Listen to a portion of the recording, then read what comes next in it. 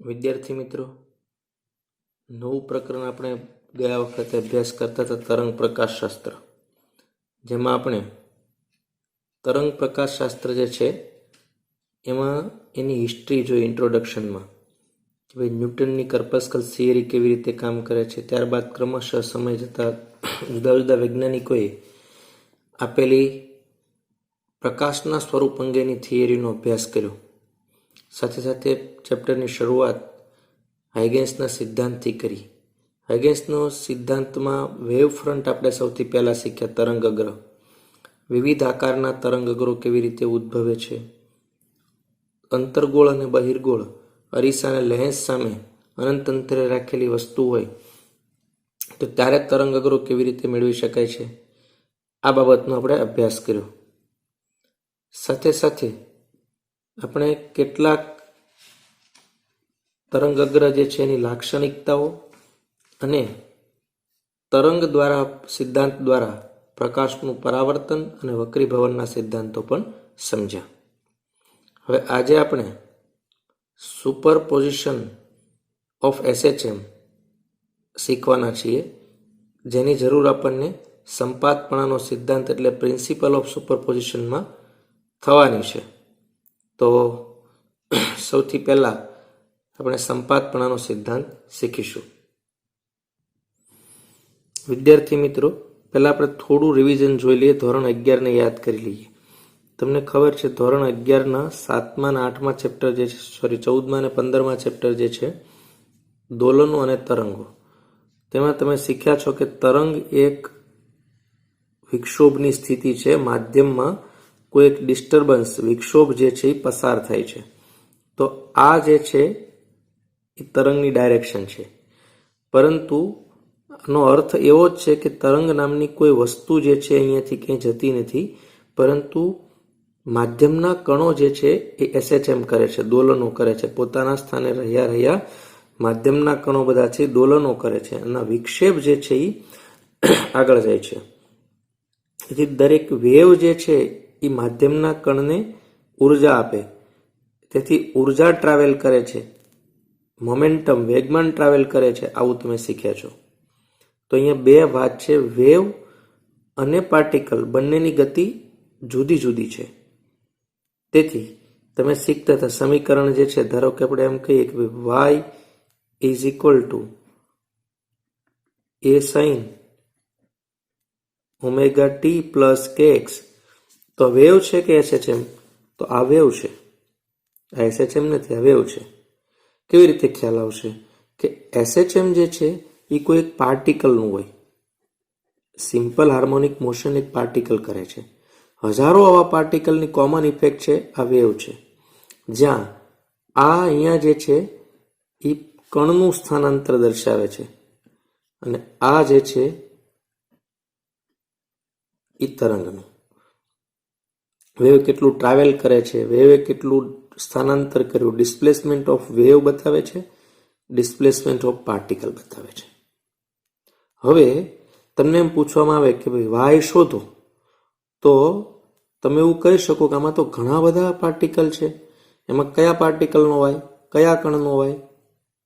તો તમને એક જગ્યા આપવામાં આવી કે ભાઈ ધારો કે અહીંયાથી 2 સેન્ટીમીટર દૂર તમે જાઓ, તે જગ્યા ઉપરના પાર્ટિકલ્સનું સ્થાનાંતર શોધો. એનો મતલબ શું છે કે વાયને શોધવા માટે તમારે ફરજિયાત એક્સ પહેલું કદમ ડિફાઇન કરવું જ પડે, એક્સ આપવો જ પડે, તો જ તમને વાય મળે. હવે એક્સ એક આપ્યા બાદ એક્સ જ્ઞાત થઈ ગયો. હવે એ પોઈન્ટ પાસે રહેલો પાર્ટિકલ ટાઈમની સાથે SHM કરે છે. હવે ટાઈમની સાથે SHM કરે છે તો કયા સમયનું સ્થાનાંતર? તો સ્થિર છે નહીં, મધ્યમાન સ્થાનથી ઉપર નીચે બધી જગ્યાએ જાય છે. તો બીજું તમને ફરજિયાત આપવું પડે છે, તે છે ટાઈમ. ધારો કે t બરાબર 2 સેકન્ડે, તો t બરાબર 2 સેકન્ડે ખ્યાલ આવ્યો કે ભાઈ અહીંયા પાર્ટિકલ્સ પહોંચો છે, તો આ જે છે એનો વાય છે. તો વેવ જે છે, વેવ એમાં એક્સની વેલ્યુ ટીની વેલ્યુ જો આપવામાં આવે, તો ધારો કે હું એમ કહી દઉં કે x1, તો હવે આ તરંગ નથી, X1 તરંગ નથી, હવે આ બની ગયું છે SHM. કેમ? કેમ કે મેં કોઈ પર્ટિક્યુલર કણની વાત કરી દીધી છે, એક ફિક્સ જગ્યા ઉપરની વાત કરી દીધી કે આ જગ્યા ઉપર રહેલો પાર્ટિકલ અને આ એનો સમય ટી સમય મેં કહી દીધું. તો ટી સમય આપ્યો અને સ્થાન આપી દીધું. તો તે હવે આ સમીકરણ જે છે એ વેવ નથી, હવે આ સમીકરણ છે એ SHM છે. રાઈટ. હવે કોઈ પણ પાર્ટિકલ જે છે, તમને અહીંયા વેવ અને પાર્ટિકલ એ બંનેની ગતિનો ખ્યાલ છે. તમે આઠમામાં બહુ બધું શીખ્યા છો કે ભાઈ એનું પ્રેશર જે છે એ કણના બદલે ડિસ્ટર્બન્સ જ આપણે કહીએ, ડેન્સિટી છે, પ્રેશર છે, આ બધા નો ફેરફાર જાય છે આગળ. જેમ કે ધ્વનિ તરંગો છે, તમે પ્રેશર અને ડેન્સિટીના તફાવતથી ધ્વનિ તરંગ આગળ જાય છે, વગેરે બાબત તમે શીખ્યા છો. આ દોલનોમાં શીખ્યા છો કે SHM કોને કહેવાય, વેવ કોને કહેવાય. એમાં પાર્ટિકલ અલગ વસ્તુ છે, એની ગતિ જુદી છે, તરંગની ગતિ જુદી છે. આ વાત તમે સમજ્યા છો. તમે એમ પણ શીખ્યા છો કે વેવ જે છે એ વિધેય છે f ઓફ xt. x અને t જે છે એ બંનેને ડિફાઇન કર્યા બાદ જ તમને y મળશે. જે y જે છે એ પાર્ટિકલનું સ્થાનાંતર છે, કણનું સ્થાનાંતર છે, ડિસ્પ્લેસમેન્ટ ઓફ પાર્ટિકલ, અને x જે છે એ ડિસ્પ્લેસમેન્ટ ઓફ વેવ છે. હવે આવા ઘણા બધા તરંગો છે, ઘણા બધા પાર્ટિકલ્સ જે છે એ SHM એક સાથે કરે છે. તો SHM જે છે એ એક પર્ટિક્યુલર કણની કહાની છે, વેવ છે એ હજારો કણની કહાની છે. તો વેવ પાર્ટિકલને ઉર્જા આપે, SHM આપે. હવે ધારો કે અહીંયા રહેલો કોઈ પાર્ટિકલ્સ જે છે એને અહીંયાથી એક વેવ આવી રીતે આવે છે અને નીચે તરફ જવા માટે ફોર્સ કરે છે, દબાણ કરે છે. એ સમય દરમિયાન અહીંયા નવા જ પ્રકારની એક વેવ આવે છે અને એને ઉપર તરફ જવા પ્રેશર કરે છે. તો આ પાર્ટિકલ્સ જે છે એનું પરિણામી રિઝલ્ટન્ટ એમ્પ્લિટ્યુડ કેટલો હશે, કંપ વિસ્તાર કેટલો હશે, એનો ફેઝ કેટલો હશે, આ પ્રશ્ન છે. કે કોઈ એક સમયે એક કરતાં વધુ વેવ, વધુ તરંગો કોઈ એક બિંદુ પાસે એક પાર્ટિકલ ઉપર, આ પાર્ટિકલ એને SHM આપે, આ પાર્ટિકલ SHM આપે, ડિફરન્ટ SHM આપે, તો એનું રિઝલ્ટન્ટ શું મળે? તો આ શીખવા માટે આપણે કોમ્બિનેશન ઓફ SHM સમજવું પડે, જે આગળના ચેપ્ટરોમાં છે. ધોરણ 11માં તમે શીખ્યા છો સુપરપોઝિશન ઓફ SHM અથવા કોમ્બિનેશન ઓફ SHM તમે કહી શકો. એ તમને ક્લિયર કટ એનું મેથેમેટિક્સ આવડી જાય તો તમને આ ખ્યાલ આવે. તો આવા તરંગો કોઈ એક પોઈન્ટ ઉપર એક કરતાં વધુ તરંગો અહીંયાથી પણ કોઈ આવે છે અલગ, તો એને ડિફરન્ટ કહે છે. ધારો કે કોઈ ફાઇનલ 3 સેન્ટીમીટર આ તરફ જવાનું કે 4 સેન્ટીમીટર આ તરફ જવાનું કે તો પરિણામ છે એ 5 સેન્ટીમીટર પાર્ટિકલ આ તરફ જશે. આ તમે શીખ્યા છો. તો મૂળ મુદ્દો આપણો એ છે કે કોઈ એક પોઈન્ટ પાસે એક કરતાં વધુ વેવ આવે અને વધુ પ્રકારના SHM આપે તો એનું રિઝલ્ટ શું નીકળે, પરિણામ શું નીકળે, તો એને કહેવાય પ્રિન્સિપલ ઓફ સુપરપોઝિશન. તો આપણે એ આજે શીખવાના છીએ. ત્યારબાદ આગળ બીજા ટોપિક આપણે શીખતા જઈશું. તો તમને એટલું ક્લિયર કટ ખ્યાલ આવી ગયો. મેં તમને પૂર્વ ભૂમિકા કીધી છે કે ધોરણ 11માં તમે આવું શીખી ગયા છો, રાઈટ. કે ભાઈ કોઈ આવી રીતે એક ડિસ્ટર્બન્સ આગળ જાય છે તો પાર્ટિકલ જે છે SHM કરે, સંગત તરંગો જે છે, લંબગત તરંગો છે, વગેરે વગેરે બાબત તમે શીખી ગયા છો. તરંગ પ્રસરણની દિશાને પાર્ટિકલ જ્યાં દોલનો લંબ હોય તો લંબગત હોય, સમાંતર હોય તો સંગત હોય, પરંતુ બંનેની ડાયરેક્ટ દિશા જે છે, બંનેની સ્પીડ જે છે એ અલગ અલગ હોય. દિશા કદાચ કોઈ વાર સમાન પણ હોઈ શકે છે. પણ આ સમીકરણમાં વેવ કોને કહેવાય, આ કોણ છે, આ કોણ છે, બાકી બધા તમે ઓળખો છો. તો કોઈ એક પોઈન્ટ પાસે એક કરતાં વધુ વેવ આવે અને વેવ એને વધુ અલગ અલગ પ્રકારની ઉર્જા આપે. જેમ આ એને નીચે તરફ જવા દબાણ કરે તો આ ઉપર તરફ જવા દબાણ કરે, તો રિઝલ્ટ શું નીકળે તે આપણે જોઈએ. સંપાતપણાનો સિદ્ધાંત, જે તમે પ્રકરણ 1માં પણ અગાઉ ઇલેક્ટ્રિક ચાર્જ અને ફિલ્ડમાં પણ સદિશ સરવાળાવાળો શીખ્યા છો. તે જ્યારે માધ્યમનો કોઈ કણ એક સાથે બે કે બે કરતાં વધુ તરંગોની અસર હેઠળ આવે, હમણાં મેં તમને બતાવ્યું, એટલે કે કોઈ કણ પાસે બે કે બે કરતાં વધારે તરંગો સંપાત થાય ઉપર એક જ પોઈન્ટ ઉપર, ત્યારે તે કણનું સ્થાનાંતર તે દરેક તરંગ વડે ઉદ્ભવતા સ્વતંત્ર સ્થાનાંતરના સદિશ સરવાળા જેટલું હોય. તો આ સિદ્ધાંત તો શીખવો જ રહ્યો આપણે, 1 થી 2 વાર તમે જોશો, સમજશો તો આવડશે, પણ એનું અનુભૂતિ જો આપણે કરીએ, સમજવાનો પ્રયત્ન કરીએ, તો સૌથી પહેલા આપણે 11thમાં જતા રહીશું. આ જે છે એ તમારા 12thનું નથી, તો સમજવા માટે આપણે 11thમાં છીએ. કે ભાઈ આ એક પાર્ટિકલ છે, એની ઉપર કોઈ 2 SHM છે, ધારો કે કોઈ એકલું હોત, એક ફોર્સ એવું લાગત તો એ આટલું ડિસ્પ્લેસમેન્ટ આ તરફ કરત. આ નથી અને આ હોત તો x2 હોત તો આ તરફ ડિસ્પ્લેસમેન્ટ કરત આ પાર્ટિકલ. તો બંનેને કોઈ એક સમયે x1 બરાબર a1 sin omega t, તો x2 બરાબર a2 sin omega t plus 5 કોઈ 2 SHM મળે છે કોઈ એક ટાઈમે. તો હવે પાર્ટિકલનું રિઝલ્ટ શું હશે, પરિણામી એ કઈ તરફ એનું એમ્પ્લિટ્યુડ હશે, ફેઝ હશે, તે આપણે જોશું. આને ફેઝ કહેવાય, તમને ખબર છે, રાઈટ? તો આ બંનેનો સરવાળો મેં કર્યો કે પરિણામી રિઝલ્ટ x બરાબર x1 પ્લસ x2. અહીંયા હું લખી પણ દઉં કે ભાઈ x is equal two x1 plus x2. તો x is equal two x1 ની વેલ્યુ એ મૂકી દીધી, પુટ કરી, x2 ની વેલ્યુ પુટ કરી દીધી. હવે આ એમનું એમ જ મેં રાખ્યું છે, પણ આને a અને b મેં કહી દીધું. સાઇન આ તો આવડે છે એટલે તમને બહુ જ પાકું છે, બાયોલોજીકલી જોઈ શકશે, બાકી બધાને આવડે છે એટલે આ તો વધારે હું કંઈ જોતો નથી. તો એ આ સૂત્ર મુજબ આને a કહી દો અને b કહી દો, તો a2 sin omega t into cos phi, તો બીજી વખત બદલાઈ જાય, a2 cos omega t into sin phi મેં કહી દીધું. હવે જે આટલો પોર્શન જે દેખાય છે એમાંથી sin omega t કોમન લઈ લઈએ તો a1 અને અહીંયા શું છે a2 અને cos phi, આટલામાંથી આપણે લીધું sin omega t, તો a1 વચ્ચે અને a2 cos phi. અહીંયા ખાલી ગોઠવણ જ બદલી છે, cos omega t પહેલા લખ્યો છે અને a2 નો ગુણાકાર એમની સાથે કરી દીધો. હવે જે આટલો ભાગ જે છે એને મેં ધારી દીધો એ cos થીટા અને આટલા ભાગને ધારી દીધો એ sin થીટા. તો સમીકરણ કેમ બન્યું, x ઇઝ ઇક્વલ ટુ આ a ને મેં આગળ લખી દીધો, તો a sin omega t into cos theta plus a cos omega t into sin theta.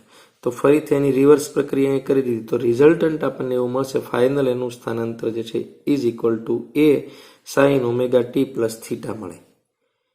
પરંતુ બંને અજ્ઞાત છે, એની કિંમત એ અજ્ઞાત છે અને થીટા પણ અજ્ઞાત છે. એ તો આપણે અહીંયા ધાર્યું હતું. તો હવે એ મેળવવા જઈએ તો ધારેલા સમીકરણ આપણે ફરીથી લખી કે કોસના બદલે આપણે આટલું ધાર્યું હતું અને એ સાઇન બરાબર a2 sin phi ધાર્યું હતું. આ થીટા છે, phi છે. હવે બંનેનો વર્ગ કરીને સરવાળો કરીએ. બંને સમીકરણો છે એનો આપણે શું કરી દઈએ, વર્ગ. આ બંને બાજુ વર્ગ કરી દઈએ અને સરવાળો કરી દઈએ. તો આનો વર્ગ શું આવશે, a square cos square theta, આનો વર્ગ આવશે a square sin square theta, એમાંથી a સ્ક્વેર કોમન લઈ લીધો તો બરાબર ને આ બાજુ આવી ગયું. આને બંને બાજુ વર્ગ કરી દો, આનો વર્ગ કરો એટલે પહેલા પદનો વર્ગ પ્લસ 2 ગુણ્યા પહેલું બીજું પ્લસ અંતિમ પદનો વર્ગ. તો જો પહેલા પદનો વર્ગ પ્લસ 2 ગુણ્યા એટલે કે 2a1 a2 cos phi અને અંતિમ પદનો વર્ગ એટલે a2 square cos square phi અને આનો તો વર્ગ સ્પેશિયલ છે એટલે a2 square sin square phi. તો તમને ખબર છે કે આમાં a2 સ્ક્વેર કોમન લઈ લો તો cos square phi plus sin square phi is equal to 1 થાય. અહીંયા cos square theta plus sin square theta is equal to 1 થાય. તો અહીંયા વચ્ચે a square is equal two a1 square plus a2 square plus 2a1 a2 cos phi. હવે વાત રહી a net મળી ગયો આપણને. હવે આપણને જોઈએ છે થીટા. તો થીટા માટે બંનેનો આપણે લઈએ ગુણોત્તર. સમીકરણ 1 અને 2 નો ગુણોત્તર લઈએ તો સમીકરણ 1 અને 2 નો ગુણોત્તર લઈએ તો tan theta is equal two a2 sin phi upon a1 plus a2 cos phi, જે તમને અહીંયા દેખાય છે, રાઈટ? તો sin અપોન cos મેં લીધો છે. સમીકરણ 2 અને 1 નો ગુણોત્તર લઈએ છીએ. સમીકરણ 2 અને 1 નો ગુણોત્તર લઈ લઈએ. હવે આ સૂત્ર તમે 11માં શીખ્યા હતા. અહીંયા મેં નાની આકૃતિ પણ બતાવી છે કે ભાઈ સદિશ a લઈ લો, સદિશ b લઈ લો, પણ ધ્યાન એ રાખવાનું છે અહીંયા કે phi એટલે કોણ છે, તો એ સદિશ a અને સદિશ b વચ્ચેનો પરિણામી જે છે કળા તફાવત તે છે. અને થીટા કોણ છે, તો પરિણામી સદિશ અને a1 વચ્ચેનો ખૂણો છે થીટા. તો આ યાદ રાખીશું, આ બંને સૂત્રો આપણે યાદ રાખશું. આના આધારે થોડાક એક બે એક્ઝામ્પલ પણ જોઈ લઈએ જેથી આપણને વધુ ફિક્સ થાય, કેમ કે કેટલાક રૂલ્સ આની સાથે જોડાયેલા છે. તો જુઓ,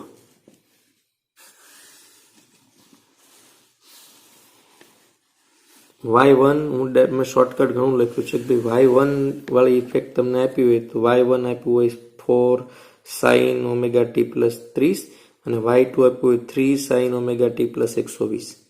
તો y નેટ શોધો. તો આપણે સરવાળો જ કરો ડાયરેક્ટ y નેટ. તો આ બંને સૂત્રો ઉપરથી મેં સીધું લખી દીધું. જુઓ તમે, સૌથી પહેલા તો સવાલ એ થાય એમાંથી a1 કોણ, આ અને આ બંનેમાંથી a1 પહેલા કોણ બનશે, પહેલો સવાલ. તો તમને આવડે છે એટલે હું વધારે કહેતો નથી, તમને ખબર છે કે જેનો ફેઝ નાનો a1 બનશે. તો આનો ફેઝ 120 છે, આનો ફેઝ 30 છે. તો ફેઝ નાનો કોણ છે? તો છે આમનો. તો આ a1 છે, આ a2 છે. તો a1 ને આપણે અહીંયા લઈ લઈએ અને a2 ક્યાં દોરવો? તો આ બંને વચ્ચેનો કળા તફાવત જો 120 માંથી 30 જાય એટલે 90 ડિગ્રી ઉપર મેં દોરી દીધો a2 અને 30 છે. હવે આપણને ખબર છે કે 3 અને 4 જો લંબ હોય તો પરિણામી રિઝલ્ટન્ટ જે છે આ 3, એટલે અહીંયા કેટલા 3 આવે. તો 3 4 ના ખૂણામાં 37 હોય, 53 હોય, તમને ખબર છે. તો તમને થીટા ઓટોમેટિકલી મળી ગયો, મારે આ સૂત્ર મૂકવું ન પડ્યું. થીટા ઓટોમેટિકલી આવી જ ગયો. અહીંયા થીટા મને કેટલો મળી જાય છે? આ થીટા છે.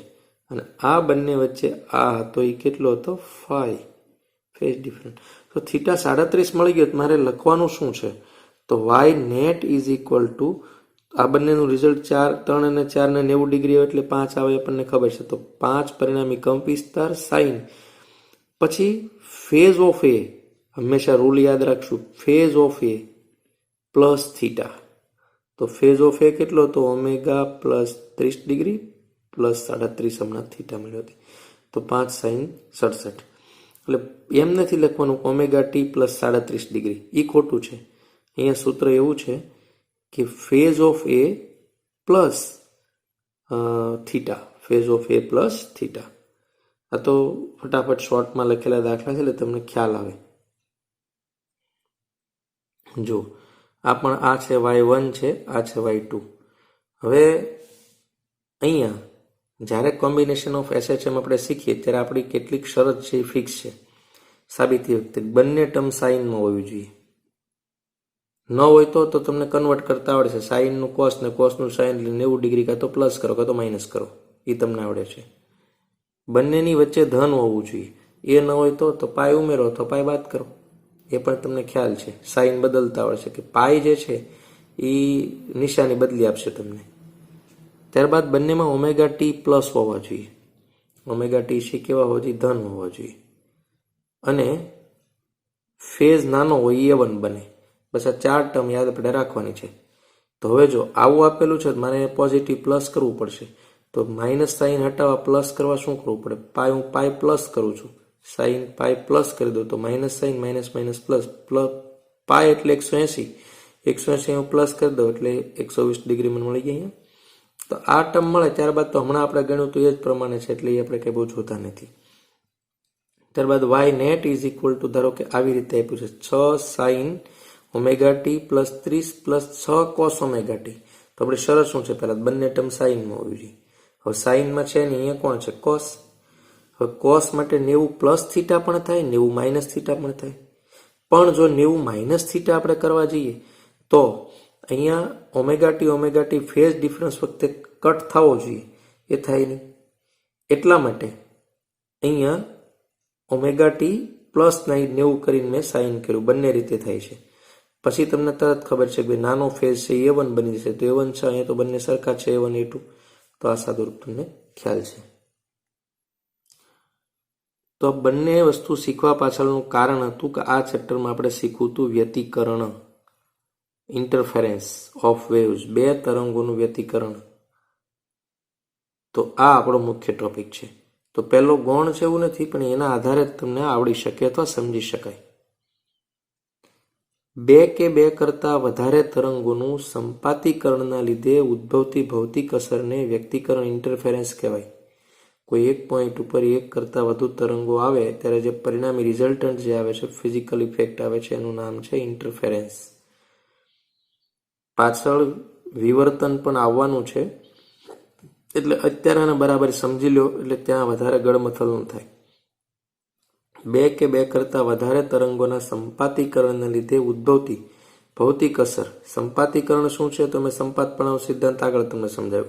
સંપાતપણાનો સિદ્ધાંત કઈ રીતે વર્ક કરે તો કોમ્બિનેશન ઓફ SHM અથવા સુપરપોઝિશન ઓફ SHM થી મેં તમને શીખવાડ્યું. એની ચારે ચાર તમને શરત કરી દીધી. જે અસર થાય તેને કહેવાય ઇન્ટરફેરન્સ. હવે ધારો કે કોઈ એક સોર્સ, એક લાઇટ સોર્સ છે અથવા સાઉન્ડ સોર્સ છે. આપણી પાસે બે આપણે જનરલી સમજતા હોય. આ બંને આપણે અનુભવવાના છે. તો માની લો કે અહીંયા એક લાઇટ સોર્સ મેં લીધો છે, S1 સોર્સ 1 સોર્સ 2. બંનેનું અહીંયા મેં જે વેવ છે Y1 આ જે ઉદ્ભવે છે તે છે A1 sin omega t plus kx, અને અહીંયા આમના માટે છે A2 sin omega t plus kx. તમને ખબર છે આ વેવ સમીક મેં લખ્યું છે, વેવ SHM નથી. આ તમને ખાસ ખ્યાલ છે કે આ વેવ છે. હવે આ બંને વેવ અહીંયાથી t બરાબર 0 સમયે નીકળે છે. ફિટ t સમય થાય, t જેટલો ટાઈમ થાય ત્યાં સુધીમાં આ વેવ x1 જેટલું સ્થાનાંતર કરીને p પોઈન્ટ પાસે પહોંચે છે, જ્યારે આ વેવ જે છે એ x2 જેટલું સ્થાનાંતર કરીને p પાસે પહોંચે છે, જ્યાં ફિક્સ ખ્યાલ છે કે x2 મોટું છે x1 કરતા. તો બંને વચ્ચે પથ તફાવત ક્રિએટ થયો. બંને જે કેસ જે છે એમાં omega is equal two 2πf મેં સમાન લીધા છે. કોહેરેન્ટ સોર્સ એટલે કે સુસંબંધ ઉદ્ગમો લીધા છે. આવું શું કામ છે એ આપણે પાછળ સમજીશું, પણ મેં જાતે કરીને આ બંને સોર્સ એવા લીધા છે કે જેની omega 1 is equal to omega 2 છે. તેથી અહીંયા 1 2 મને લખવાની જરૂર પડી નથી. પ્રારંભમાં જ તે બંનેની ઓમેગા મેં સમાન લીધી છે. હવે માધ્યમ મેં લીધું છે સમાન. માધ્યમ સમાન લીધું છે એટલે ઝડપ બંનેની સ્પીડ જે છે એ સરખી છે. બંને સમાન સ્પીડથી ટ્રાવેલ કરશે અહીંયા. રાઈટ. કે પણ મેં સમાન લીધો છે, કારણ કે કે સમાન લીધો એટલે લેમડા સમાન થશે, અને સમાન લેવાનું કારણ કે ઇઝ ઇક્વલ ટુ 2π પર લેમડા. આપણું 11th આપણે શીખીને આવ્યા છીએ તરંગ સદિશ અથવા કોણીય તરંગ સંખ્યા ને કે કહેવામાં આવે છે. હવે ધારો કે t સમય પછી બંને વેવ બિંદુ p પર પહોંચે. અહીંયા ટ્રાવેલ કરતા આવે છે, અહીંયા આવે છે. શરૂઆતમાં યાદ રાખો બંનેનો ફેઝ સમાન હતો, ઓમેગા t પ્લસ kx. આ જે પોર્શન છે એનું નામ છે ફેઝ. તમને એ પણ ખ્યાલ છે જે 11માં તમે શીખ્યા છો. અચ્છા, ફેઝ કળા. આ છે એમ્પ્લિટ્યુડ કંપ વિસ્તાર. આ જે છે એ સ્થાનાંતર છે કણનું. આ જે છે એ સ્થાનાંતર જે છે એ વેવનું, જે હમણાં તમને યાદ કરાયું. રાઈટ. ઓમેગા સમાન લીધું એટલે 1 2 નથી કંઈ, અને kx. હવે બરાબર અહીંયા ધ્યાન આપશો, જ્યારે આ માંથી નીકળેલો સોર્સ વેવ અહીંયા પહોંચે ત્યારે y1 is equal two a1 sin omega t plus kx1 થઈ ગયું. kx માંથી શું થઈ ગયું? kx1 અહીંયા પહોંચે ત્યારે. અને S2 સોર્સમાંથી નીકળેલું વેવ જ્યારે p બિંદુ પાસે પહોંચે ત્યારે y2 is equal two a2 sin omega t plus kx2 થઈ ગયું. તો યાદ કરો, મેં તમારી જાણ માટે લખ્યું છે કે હવે આ બંને SHM છે, વેવ નથી, કારણ કે મેં t ટાઈમ અને x ને કિંમત આપી દીધી. આનો અર્થ પેલી શરૂઆત યાદ કરો કે ભાઈ આ આવી મેં વેવ દોરી હતી, એમાં x1 એટલે એડ્રેસ પણ આપી દીધું અને ટાઈમ t પણ આપી દીધું. ત્યારે ડિસ્પ્લેસમેન્ટ ઓફ પાર્ટિકલ, વેવ જે છે એને સ્થાનાંતર કરવા બિંદુ p પાસે રહેલા કણને y1 ગતિએ મજબૂર કરશે S1 સોર્સમાંથી આવેલી વેવ, અને S2 સોર્સમાંથી આવેલી વેવ કહેશે y2 મુજબ તું અહીંયા સ્થાનાંતર કર. તો p ની હાલત એવી થઈ છે કે બે વેવ એક સાથે એમની પાસે આવી છે. તો આપણે શું કરવું છે તો આપણે એનું રિઝલ્ટ નીકાળવું છે ફાઇનલ. તો કોના દ્વારા નીકળશે? તો હમણાં શીખ્યા કોમ્બિનેશન ઓફ SHM. આ બંને SHM છે, એનું કોમ્બિનેશન કરવું, એનો સરવાળો કરવો. તો કોમ્બિનેશન ઓફ SHM કરવાના રૂલ, ટર્મ અને દાખલામાં આપણે શીખ્યા છીએ. તો આ પાર્ટિકલ, આ કણનું સ્થાનાંતર જે છે તે આપણે મેળવવું છે. આ આપણું મુખ્ય ધ્યેય છે. હવે જુઓ, અહીંયા આપણે નક્કી કર્યું કે સદિશ વાય, સદિશ છે એટલે સ્થાનાંતર છે એટલે સદિશ આપ્યું છે, is equal to Y net is equal to y1 plus y2. હવે Y net is equal to y1 ની જગ્યાએ મેં અહીંથી વેલ્યુ ઉઠાવીને અહીંયા રાખી દીધી. y2 જે છે એના બદલે અહીંયા કોમ્બિનેશન ઓફ SHM મેં રૂલ લખ્યો બાજુમાં.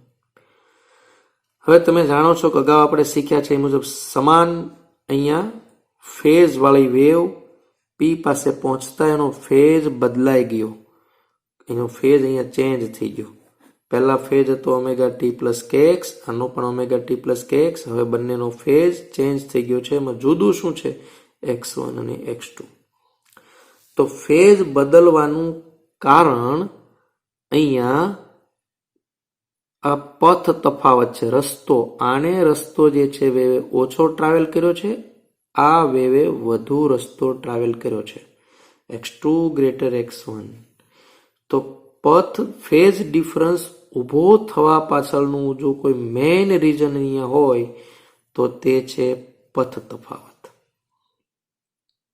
વેવ જે છે એનો પથ જે છે એનો તફાવત, જો બંને એક જ સરખા x1 is equal two x2 હોત તો હજી અહીંયા કોઈ પથ તફાવત ઊભો થયો ન હોત, સેમ ફેઝમાં હોત તો અહીંયા સેમ ફેઝથી રિઝલ્ટ આવત. પણ અહીંયા હવે એવું નથી. x2 ઘણે દૂરથી આવે છે, x1 જે છે એ નજીકથી આવે છે. એવા કોઈ પોઈન્ટે બંને મીટ કરે છે. બંને પહેલા પ્રારંભમાં સેમ ફેઝમાં હતી, પણ સેમ ફેઝના બદલે ફેઝ ચેન્જ થયો. એનું મુખ્ય જો કોઈ કારણ હોય તો તે છે પથ તફાવત. સમાન ફેઝવાળી વેવ બંને હતી, P પાસે પહોંચતા એનો ફેઝ બદલાઈ ગયો, એની પાછળનું કારણ પથ તફાવત. અને પથ તફાવત બદલાઈ જાય, પથ તફાવત ઊભો થાય, ફાઈ ચેન્જ થાય, તો તેના લીધે કળા તફાવત એટલે ફેઝ ડિફરન્સ પણ થાય. તો અહીંયા ફેઝ ડિફરન્સ થયો એની પાછળનું કારણ પથ તફાવત હતો. અને ફેઝ ડિફરન્સ જો થાય તો કંપ વિસ્તાર પણ તમને બદલાઈ જાય, એટલે મળી શકે નવો કંપ વિસ્તાર. તો પથ તફાવતના લીધે કળા તફાવત અને તેના લીધે પરિણામી કંપ વિસ્તાર તમને મળી શકે. જે પાર્ટિકલ P જે છે અહીંયા એ P પાસે રહેલા કોઈ કણનો ફાઇનલ એમ્પ્લિટ્યુડ અને ફેઝ ડિફરન્સ આપણે મેળવવાનો છે. અગાઉ મેં તમને શીખવાડ્યું, ભાઈ આ કોણ હતું અહીંયાથી, તો આ એક SHM આપશે, આ પણ એક SHM આપશે. બંનેનો સરવાળો SHM જ મળે આપણને. જે આગળ આપણે જોયું હતું કે A અને થીટા સમીકરણના બંને બાજુ વર્ગ કરી સરવાળો કરીને A મેળવ્યો હતો અને થીટા મેળવ્યો હતો ટેન થીટાના સૂત્ર દ્વારા. તો એ આપણે કરવું છે. પણ મૂળભૂત ઉદ્દેશ અહીંયા શું છે કે મૂળ થયું શું, તો કે પથ તફાવત, રસ્તાના તફાવત, પથ તફાવતના લીધે કળા તફાવત ઊભો થયો, ફેઝ ડિફરન્સ ઊભો થયો અહીંયા. અને ફેઝ ડિફરન્સ ઊભો થયો એટલે હવે એમ્પ્લિટ્યુડ પણ ચેન્જ થશે. આપણે તે મેળવીએ. કળા તફાવત, ફેઝ ડિફરન્સ. કળા તફાવત ડેલ્ટા ફાઈ અથવા ખાલી ફાઈ હું રાખું છું. તો omega T plus kx2 minus kx1. કેમ કે મેં તમને x2 મોટો છે એમ કીધું હતું ને x1 નાનો છે. તો k is equal to omega, k is equal to k common લઈ લી બંનેમાંથી, તો phi is equal to k x2 minus x1. તો એને એમ પણ કહી શકાય phi is equal to k delta x. માટે phi is equal to k ના બદલે લખાય 2π upon lambda into delta x. જ્યાં યાદ રાખો ડેલ્ટા x જે છે એ પથ તફાવત છે અને ફાઈ જે છે એ કળા તફાવત છે. મોસ્ટ IMP સૂત્ર છે.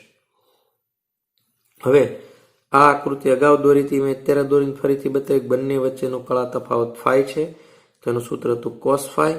તો Y net is equal to net amplitude આમાંથી મેળવી લ્યો AR sine omega T plus kx1 into theta. તો મેં આ kx1 પ્લસ થીટા શું કામ લખ્યું? તો મેં તમને ફરીથી કહું છું કે અહીંયા phase difference of a1 plus theta એવું સૂત્ર છે. Phase difference of a1 plus theta. તો ફેઝ ડિફરન્સ ઓફ a1 કેટલું હતું? Omega T plus kx1. જો આ છે phase difference of a1 plus theta આપણા સૂત્રમાં હતું. તો અહીંયા આ જે છે એ વેક્ટરના જેવું સૂત્ર આપણને મળે છે, પર એ વેક્ટર નથી, એ યાદ રાખીશું. આગળ આપણે સાબિતી કરી છે કોમ્બિનેશન ઓફ SHMમાં. તો વેક્ટરના જેવું રિલેશન આવું તમે સદિશોમાં શીખ્યા છો, પર તે વેક્ટર નથી. હવે અગાઉ મેં તમને એવું કીધું હતું કે ભાઈ શું સંબંધ ઉદ્ગમો આપણે લીધા હોય, કોહેરન્ટ સોર્સ આપણે લઈએ, એમાં ω1 ઇઝ ઇક્વલ ટુ ω2 હોય અને સુસંબંધ ઉદ્ગમો કહેવામાં આવે છે. એવો સોર્સ આપણી પસંદગીનો આપણે લીધો છે. ધારો કે જો તે ન લઈએ તો એને થોડી વાર પેન્ડિંગ રાખીને અહીંયા હું તમને એક એક્સ્ટ્રા વાત પણ કહી દઉં છું કે ખરેખર સમીકરણ આપણે જે લીધા એ આવા હોય કે y1 is equal two a1 sin omega T plus kx1 plus 5 અને y2 is equal two a2 sin omega T plus kx2 plus 5. હવે આ જ્યારે થાય ત્યારે ફેઝ ડિફરન્સ ફાઈ તમે મેળવો ત્યારે ફાઈ તમને કેવી રીતે મળે કે φ2 માઇનસ φ1 પ્લસ કે x2 માઇનસ x1. આ ઓરિજિનલ કળા તફાવત છે, ઓરિજિનલ ફેઝ ડિફરન્સ છે. તો કેમ આવું સમીકરણ લીધું? તો આ જે છે એ મોટા ભાગના 99% કેસમાં નથી હોતું. તેથી ફક્ત અહીંયા દેખાય ને અહીંયા જ આપણે બ્રેકેટ બંધ કરી દઈએ જે આપણે લીધું છે. પણ તમારા ધ્યાનમાં હોવું જોઈએ કે મૂળભૂત હકીકત સૂત્ર છે આ છે, ઓરિજિનલ ફેઝ ડિફરન્સનું સૂત્ર આ છે.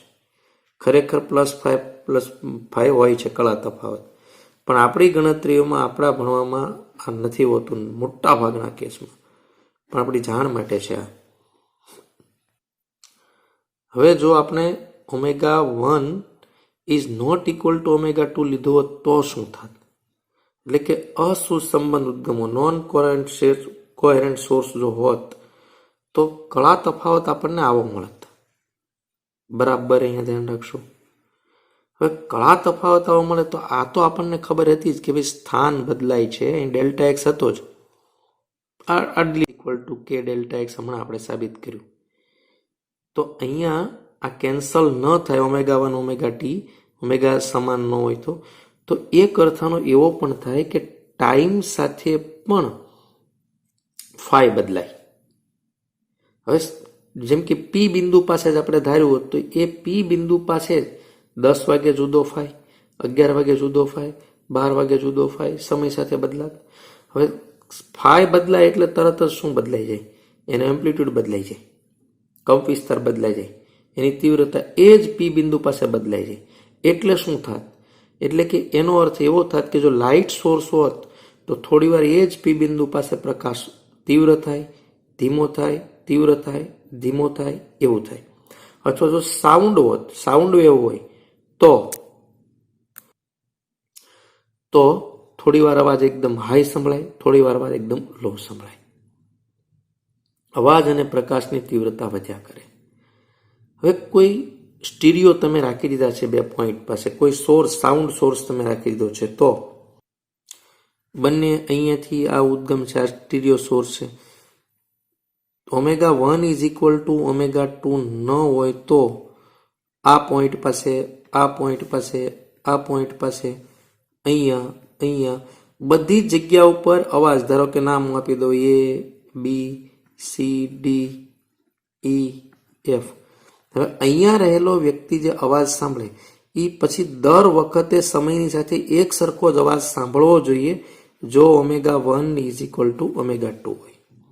નહીં તો શું થાય કે સમયની સાથે પણ એને થોડી વાર માટે ફાસ્ટ સંભળાય, થોડી વાર માટે ધીમું, થોડી વાર માટે ફાસ્ટ, એવું એક પોઈન્ટ ઉપર થયા કરે. ω1 ઇઝ ઇક્વલ ટુ ω2. હવે પોઈન્ટ બદલાય, સ્થાન બદલ્યું તો શું થઈ ગયું? પથ તફાવત પાછો બદલાઈ ગયો. ધારો કે અહીંયા કોઈ પર્ટિક્યુલર કેસ માટે આપણે મળવાના હતા, અહીંયા બધી જગ્યા ઉપર જોઈએ તો અહીંયાથી આવતી એક સોર્સ છે, અહીંયાથી આવતો એક સોર્સ છે, તો એ આવી રીતે મળે તમને. તો અહીંયા પથ તફાવત જુદો છે.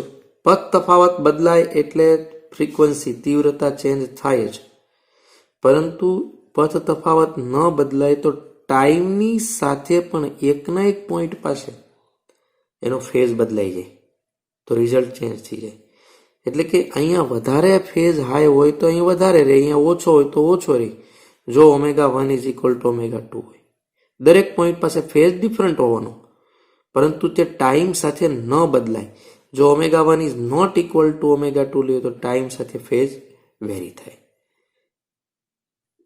તો અહીંયા શું થાય કે ટી ના લીધે પણ ફેઝ બદલાય, તો પર્ટિક્યુલર પોઈન્ટ પાસે સમયની સાથે ફેઝ બદલાઈ જાય, તેથી આપણને યોગ્ય વ્યતિકરણ ભાત જે છે તે મળે નહીં તો એક વખત ગોઠવણ કર્યા પછી કોઈ પોઈન્ટ પાસે હાઈ તો હાઈ અને લો તો લો જે ઇન્ટેન્સિટી છે એ મળવી જોઈએ, પરંતુ એવું ન થાય. તેથી આપણે લઈએ સામાન્ય રીતે ω1 ઇઝ ઇક્વલ ટુ ω2.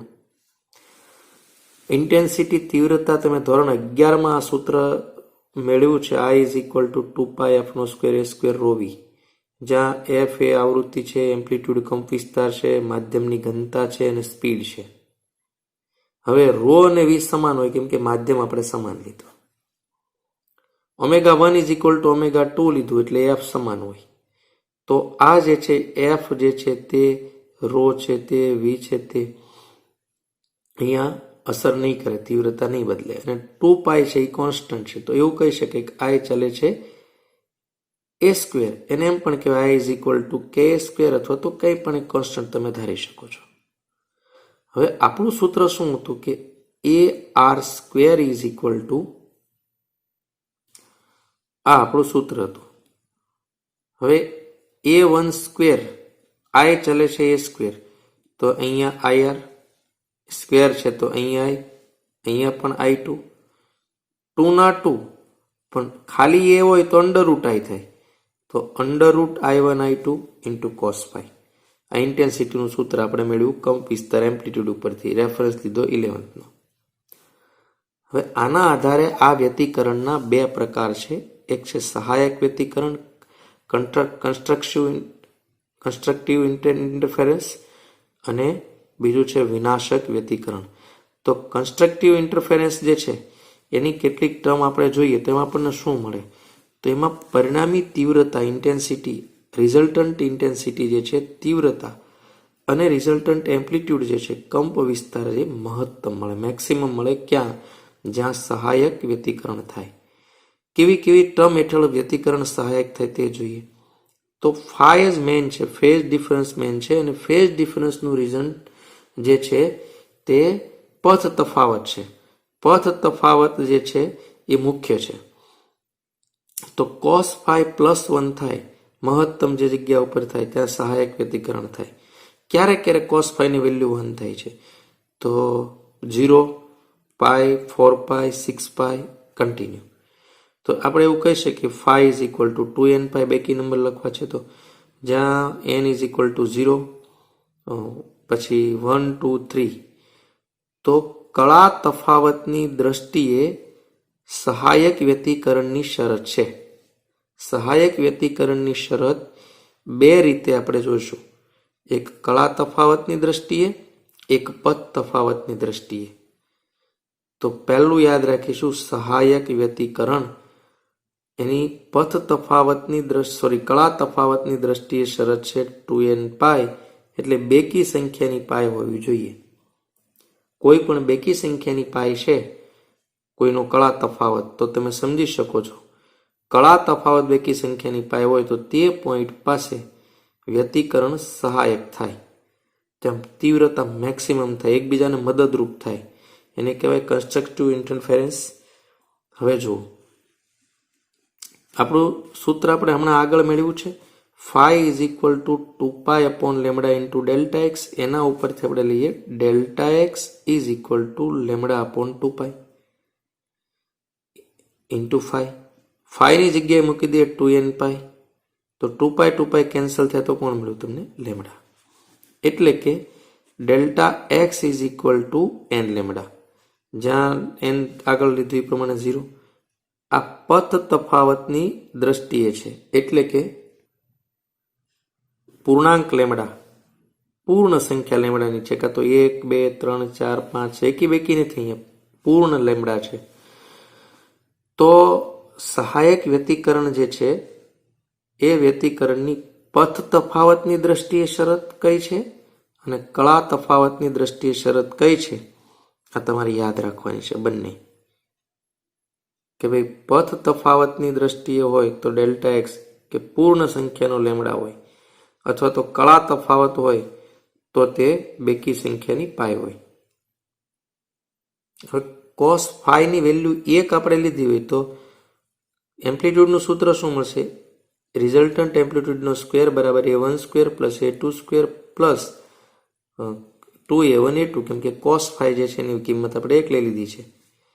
તો આને આમ પણ કહેવાય, કેમ કે આનું આ વિસ્તરણ છે, પહેલા પદનો વર્ગ પ્લસ 2 ગુણ્યા પહેલું બીજું પ્લસ અંતિમ પદનો વર્ગ.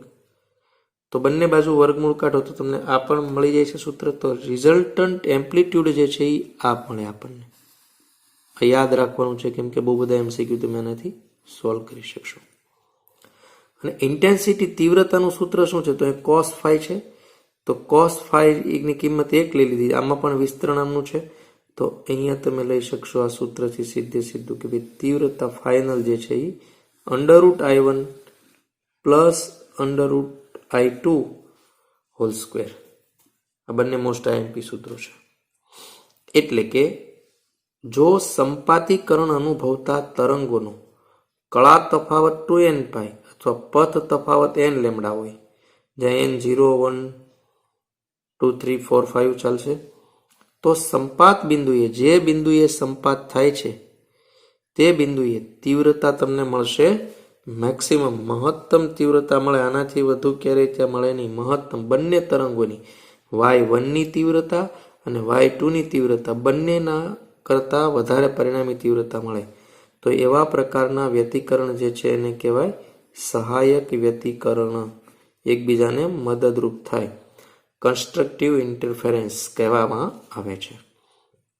બીજો એક ભાગ છે તે છે વિનાશક વ્યતિકરણ, ડિસ્ટ્રક્ટિવ ઇન્ટરફેરન્સ. તો જે લાઈન આપણે કન્સ્ટ્રક્ટિવને લખીને તફાવત જેવું છે તે ડિસ્ટ્રક્ટિવમાં છે. તો જો તીવ્રતા I જે રિઝલ્ટન્ટ તીવ્રતા મળે છે તે સાઉન્ડની હોય કે પ્રકાશની હોય, અને કંપ વિસ્તાર જે છે તે પરિણામી જે છે ન્યૂનતમ મળે બંને. ક્યારે? કોસ ફાઈની વેલ્યુ -1 થાય, ન્યૂનતમ થાય ત્યારે વિનાશક વ્યતિકરણ મળે. ક્યારે -1 થાય? તો ફાઈ છે પાઈ, 3 પાઈ, 5 પાઈ, 7 પાઈ વગેરે વગેરે હોય. તો ઓડ નંબર લખાય કઈ રીતે કે phi is equal to 2n - 1 into pi. n is equal to 1 લો, 2 લો, 3 લો, 4 લો, 5 લો, તો તમને એકી સંખ્યાની પાઈ મળે.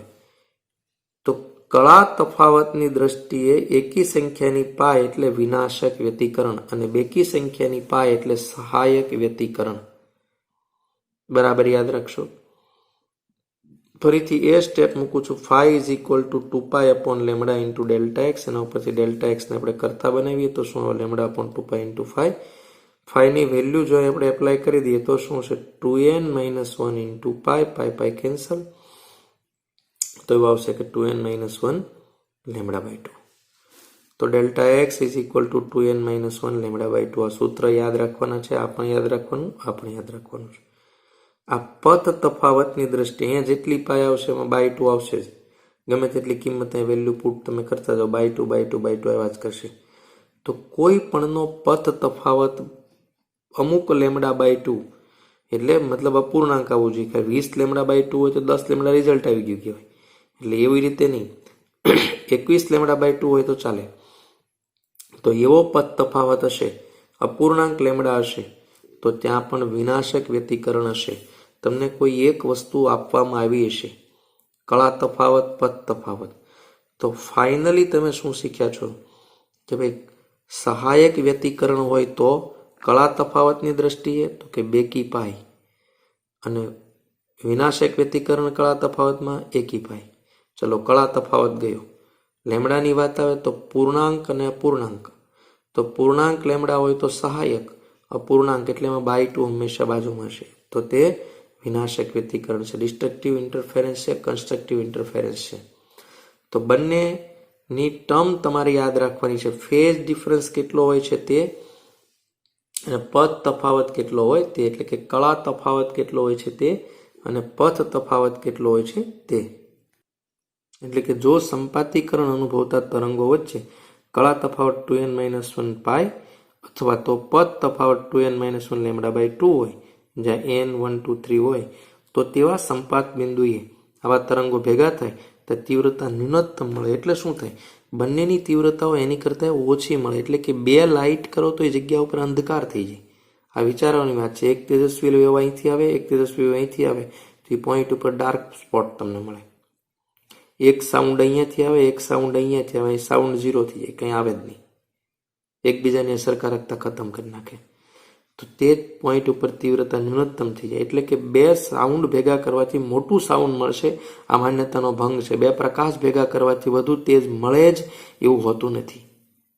તમે શીખ્યા છો કે પ્રકાશના તરંગો એ ઇલેક્ટ્રોમેગ્નેટિક વેવ છે, વિદ્યુત ચુંબકીય તરંગો છે, અને એ વિદ્યુત ચુંબકીય તરંગો જે છે એનું જ્યારે સંપાતીકરણ થતું હોય ત્યારે બંને રિઝલ્ટ મળે. મુખ્ય આપણે સાઉન્ડ વેવ અને લાઇટ વેવ બે શીખતા હોઈએ છીએ, પણ આ એક અજીબ વાત છે કે ભાઈ તમને બે પ્રકાશ ભેગા કરવાથી પણ કોઈ જગ્યા ઉપર તીવ્રતા, એટલે કે બંનેની પ્રકાશી અસર ખતમ કરી નાખે, જેને કહેવાય વિનાશક વ્યતિકરણ, ડિસ્ટ્રક્ટિવ ઇન્ટરફેરન્સ.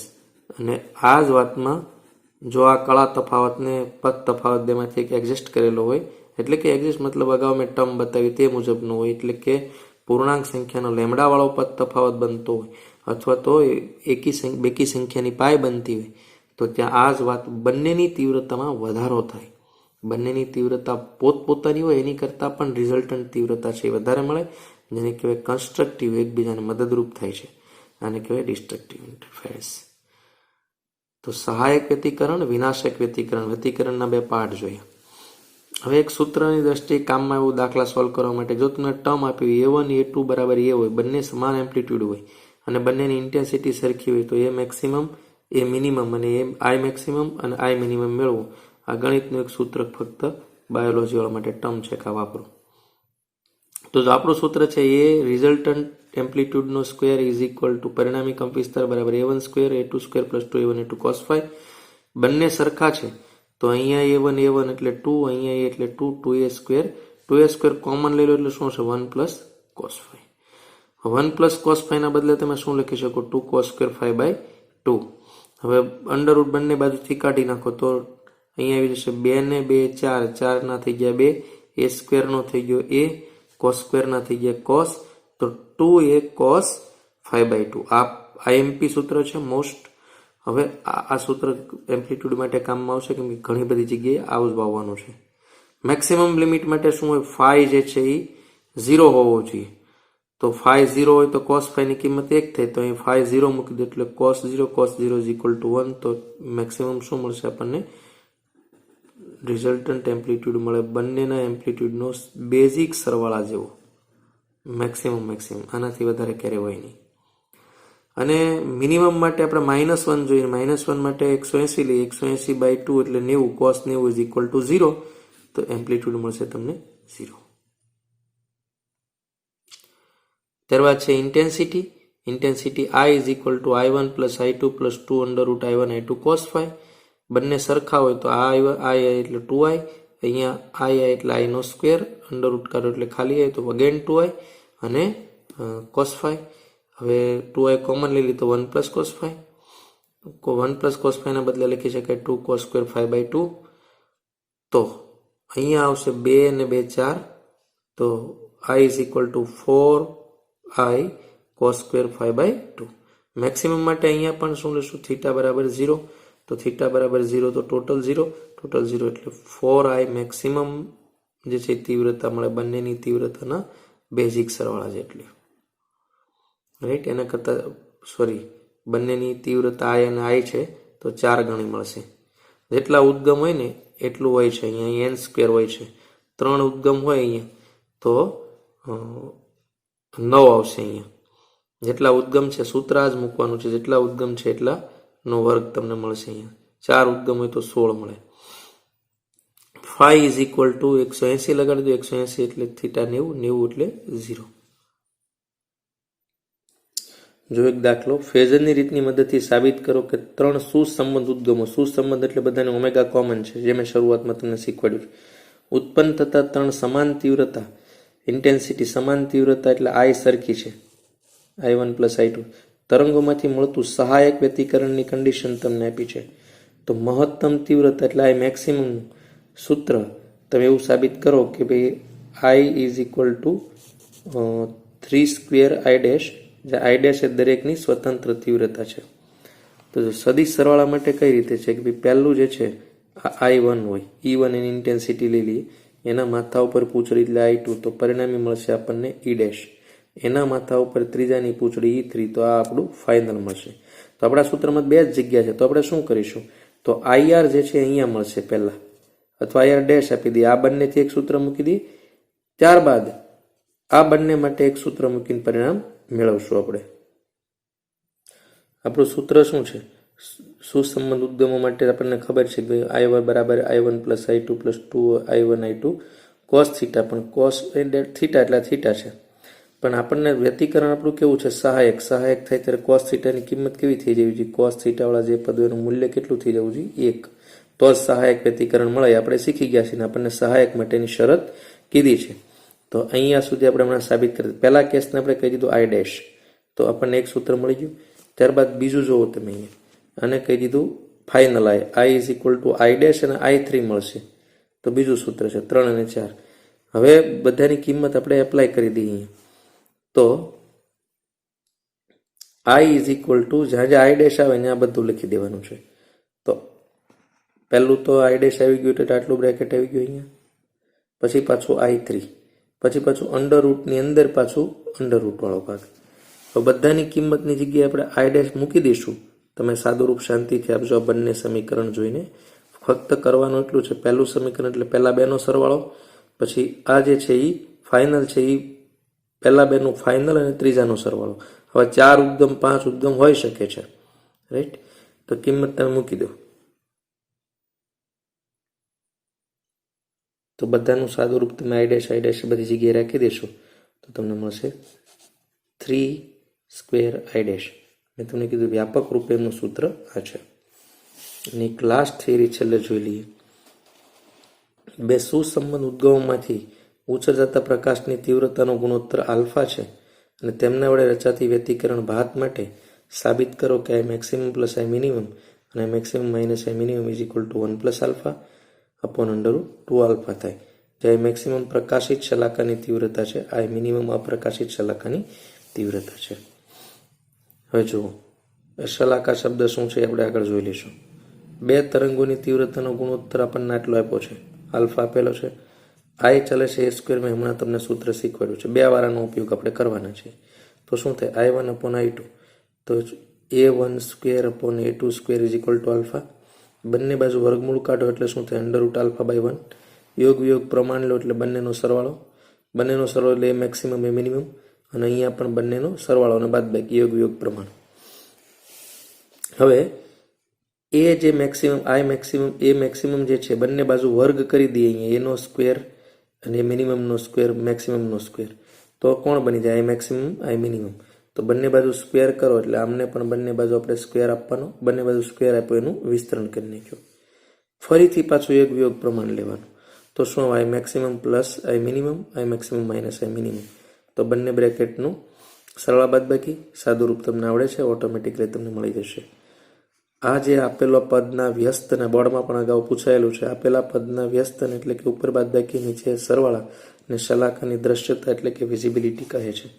આ બોર્ડની અંદર પૂછાયેલો પણ દાખલો છે.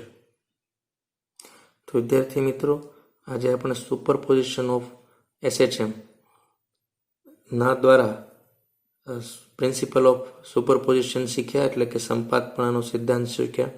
સંપાતપણાના સિદ્ધાંત ઉપરથી આજે આપણે મુખ્ય ટોપિક આપણા ચેપ્ટરનો છે વ્યતિકરણ ઇન્ટરફેરન્સ જે છે તે શીખ્યા.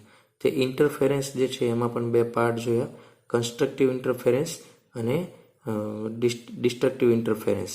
હવે બંને જે છે એની ફેઝની દ્રષ્ટિએ અને પથની દ્રષ્ટિએ આપણે એના રૂલ શીખ્યા, કોમ્બિનેશન ઓફ SHM શીખ્યા. આ બધી જ ખૂબ મહત્વની બાબત છે.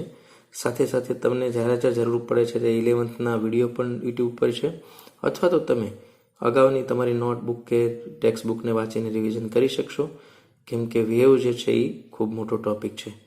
તો ખૂબ સારી રીતે તમે તૈયારી સમજીને ધીરે ધીરે એક એક ટોપિકને સમજતા જાઓ, લખતા જાઓ અને એની અનુભૂતિ કરતા જાઓ. તમને એવી શક્તિ મળે એવી શુભેચ્છા સહ પૂર્ણ કરીએ. ધન્યવાદ.